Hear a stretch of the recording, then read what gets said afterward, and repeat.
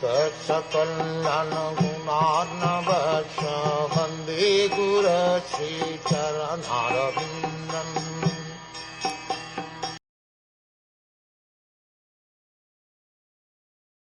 The yogi should further meditate upon the Lord's 4 arms, which are the source of all the powers of the demigods who control the various functions of material nature. Then the yogi should concentrate on the polished ornaments which were burnished by Mount Mandara as it revolved. He should also duly contemplate the Lord's Discus, the Sudarshan chakra, which contains 1,000 spokes and a dazzling luster, as well as the conch, which looks like a swan in his lotus-like palm. All departments of law and order emanate from the arms of the Supreme Personality of Godhead. The law and order of the universe is directed by different demigods, and it is here said to emanate from the Lord's arms.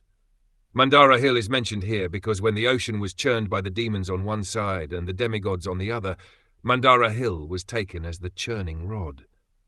The Lord in his tortoise incarnation became the pivot for the churning rod, and thus his ornaments were polished by the turning of Mandara Hill.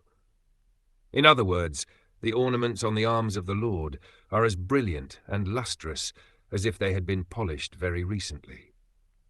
The wheel in the hand of the Lord, called the Sudarshan chakra, has 1,000 spokes. The yogi is advised to meditate upon each of the spokes. He should meditate upon each and every one of the component parts of the transcendental form of the Lord.